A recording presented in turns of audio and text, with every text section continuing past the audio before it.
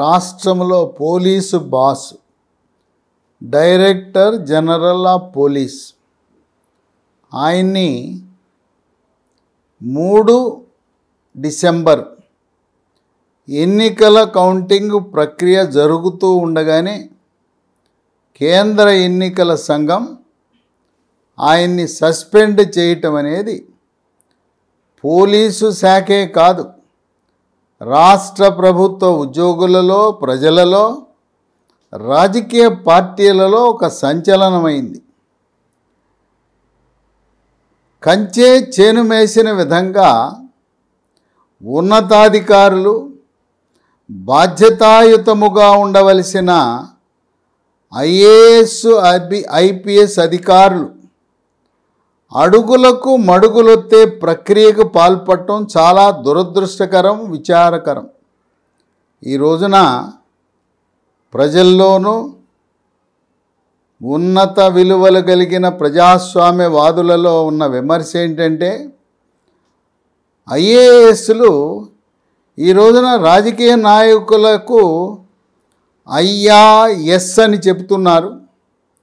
ఈ అవినీతికి, అక్రమాలకు, అరాచకాలకు అడ్డుకట్ట వేయటంలో ఐఏఎస్, ఐపీఎస్ అధికారులు వాళ్ళ విధి నిర్వహణలో విఫలమవుతున్నారనే ఆరోపణలున్న తరుణంలో ఎన్నికల సంఘం డిసెంబర్ 5 రాత్రి వరకు ఎన్నికల కోడ్ అమలులో ఉంటుందని ముందే ప్రకటించారు. ఎన్నికల కోడ్ అమలులో ఉన్న సందర్భముగా రాష్ట్ర ప్రభుత్వంలో ఉండే ఏ ప్రభుత్వ ఉద్యోగి కూడా రాజకీయ పార్టీ నాయకులను కలవకూడదు. అలా కలిస్తే కోడ్ ఉల్లంఘనగా భావించబడుతుంది అని స్పష్టముగా ముందే కేంద్ర ఎన్నికల సంఘము వాళ్ళు ప్రకటన చేసిన తరువాత 5 డిసెంబరు రాత్రి వరకు ఎన్నికల కోడ్ అమల్లో ఉన్నా 3వ తారీఖు డిసెంబరు 12 గంటల సమయంలో అప్పటికి ఇంకా ఎన్నికల ఫలితాలు విడుదలవ్వడం ప్రారంభమైంది. ట్రెండ్స్ మాత్రమే వస్తున్నాయి, ఆధిక్యత మాత్రమే తెలియపరుస్తున్నారు, ప్రకటన జరగలేదు. అటువంటి సమయంలో director general of police Anjani Kumar ఆయన తన వెంట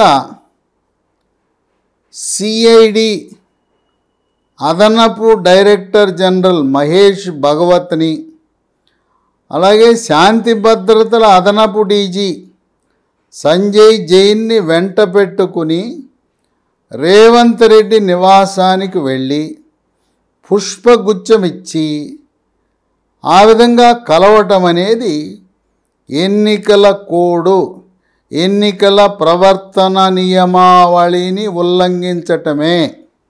వీళ్ళు కలిసిన సమయానికి రేవంత్ రెడ్డి గెలిచినట్టు ప్రకటన లేదు, కాంగ్రెస్ పార్టీ గెలిచినట్టు ప్రకటన లేదు.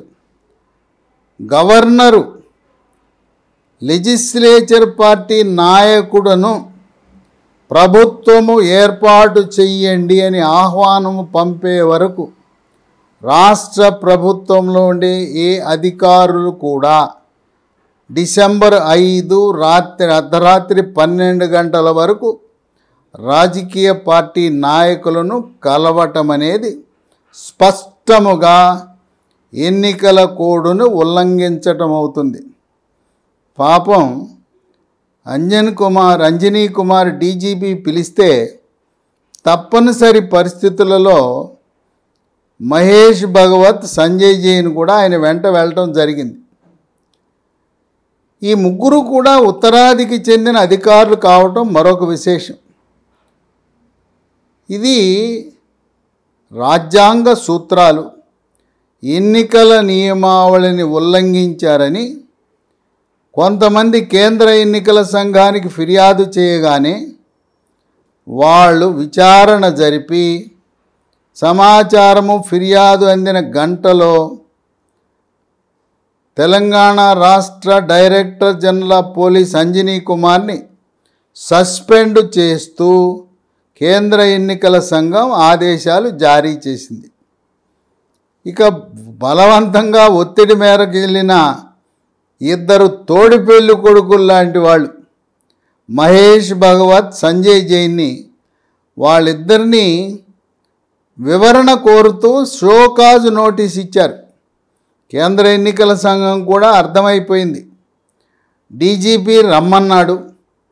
డీజీపీ రమ్మన్నప్పుడు అదనపు డీజీలుగా ఉన్నవాళ్ళు వాళ్ళు ఏమీ ఆయన మాట కాదనలేరని గుర్తించిన కేంద్ర ఎన్నికల సంఘం వారిద్దరినీ కేవలం ఒక సంజాయిషీతో సరిపెట్టింది.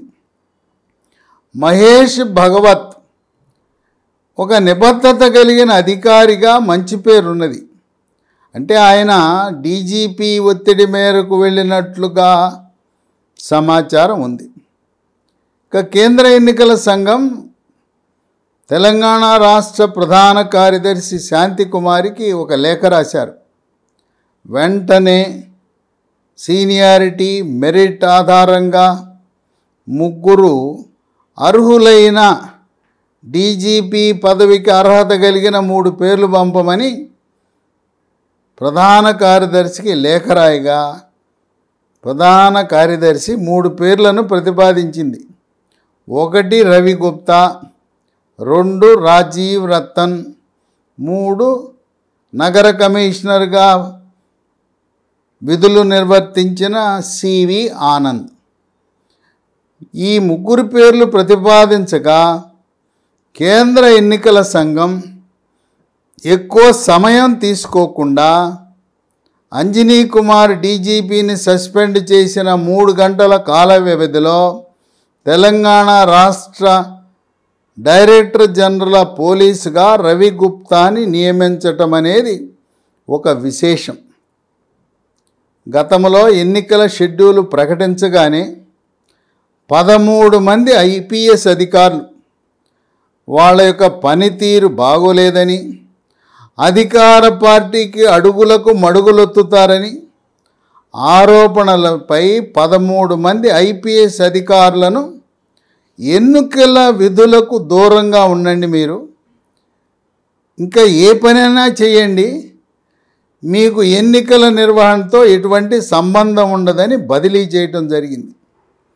ఎన్నికల నిర్వహణ జరుగుతూ ఉండగా అవకతవకలకు పాల్పట్టారని ఒక డిప్యూటీ కమిషనర్ ఆఫ్ పోలీస్ని, ఒక అసిస్టెంట్ కమిషనర్ ఆఫ్ పోలీస్ని, సర్కిల్ ఇన్స్పెక్టర్ని 3 కూడా సస్పెండ్ చేయటం కేంద్ర ఎన్నికల సంఘం చేయటం అనేది ఒక విశేషం. కనుక కేంద్ర ఎన్నికల సంఘం సర్వాధికారాలు కలిగి ఉంటుంది కనుక ఎవరినైనా బదిలీ చేయొచ్చు, ఎవరినైనా సస్పెండ్ చేయొచ్చు. పైగా కేంద్ర ఎన్నికల సంఘం తీసుకున్న చర్యలపై రాష్ట్ర ప్రభుత్వాలు తొందరపడి ఏ నిర్ణయం తీసుకోవటానికి లేదు. కోర్టులకు వెళ్ళొచ్చు, అంతేగాని కొత్త ప్రభుత్వం ఏర్పడిన తరువాత కూడా కేంద్ర ఎన్నికల సంఘము కానీ రాష్ట్ర ఎన్నికల ముఖ్య నిర్వాహకుడైన చీఫ్ ఎలక్టరల్ ఆఫీసర్ కానీ ఏదైనా వారిపై క్రమశిక్షణా చర్యలు తీసుకుంటే అవి అధికారుల యొక్క ప్రమోషన్లకు, వాళ్ళ యొక్క ట్రాక్ రికార్డుపై మచ్చపడే అవకాశం ఉందని ప్రభుత్వ ఉద్యోగులందరికీ తెలిసిన విషయమే. ఏది ఏమైనా పోలీస్ అధికారులు, ఐఏఎస్ అధికారులు, ఉన్నతాధికారులు విలువలకు కట్టుబడి పార్టీ ఏదైనా, ఏ రాజకీయ పార్టీ అయినా వాళ్ళు విధి నిర్వహణలో తటస్థంగా, పారదర్శకంగా, నీతివంతంగా, నిజాయితీతో పని చేయవలసిన అవసరం ఎంతైనా ఉన్నదని విజ్ఞులు, మేధావులు, విశ్లేషకులు భావిస్తున్నారు.